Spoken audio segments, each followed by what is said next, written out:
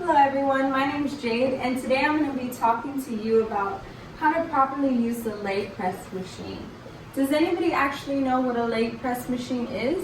Yes, I think I've seen it at the gym.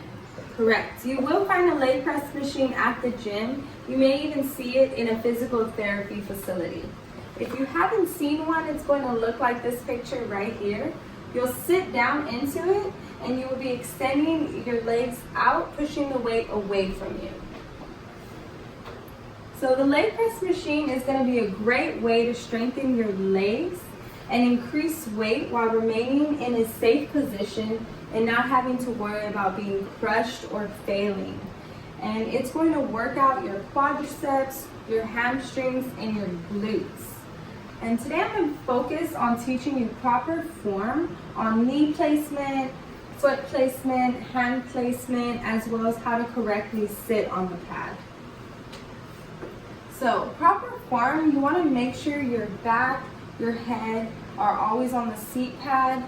Your feet are both in a line at the same position. And you should recognize proper positioning if you're comfortably seated in there. Now if you feel squished, then I would recommend that you extend the seat back. And if you're taller, then you're going to want a more range of motion rather than a smaller one. Remember to keep breathing during the effort phase. Don't hold your breath because you can pass out or faint if you're doing so. And always push through your heels and not your toes. So some common mistakes that you want to look out for, I see it all the time at the gym, is locking out your knees. When I say locking out your knees, you're going to be fully extending it outward.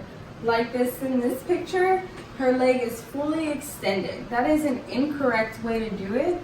When doing the leg press, you always want to keep a slight angle at your knee.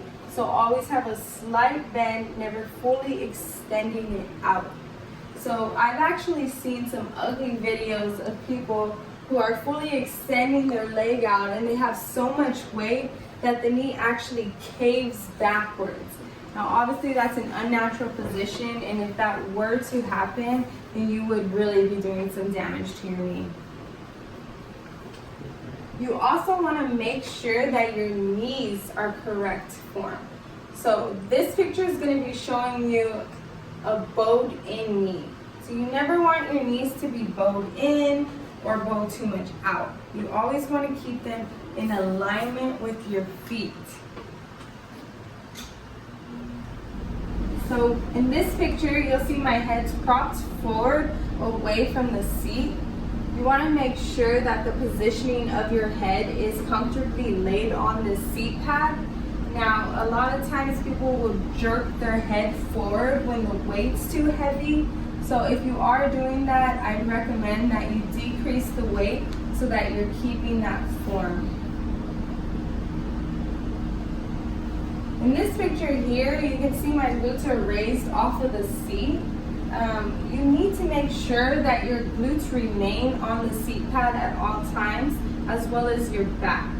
So if your glutes are raised off of it, it may be because the machine is positioned too far from you.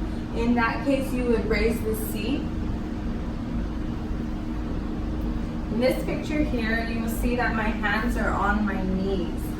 So the machine actually has handles on the side of it, and if you grasp those handles, it's going to actually help you keep your form right. So it'll keep that back, your head, all propped on that seat pad. As well as there is safety mechanisms on the machine. When you turn in the handles, it's going to prevent the machine from falling back on you. So it's going to stop that machine from going any further.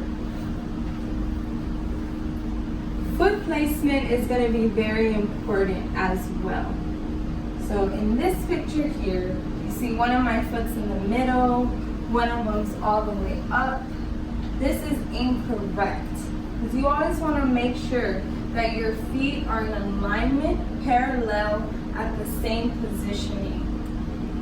If you actually move your foot placement in a certain way, you can emphasize different muscles. So if you're gonna have your feet up higher on it, it's gonna work more of your glutes and hamstrings. If your feet are at a wider angle, it's gonna work your inner thighs. And if it's at a more narrow position, it's gonna be working outer thighs. A lot of times you'll see your basic shoulder width apart. That's gonna be more quadriceps and an overall strengthening in your legs.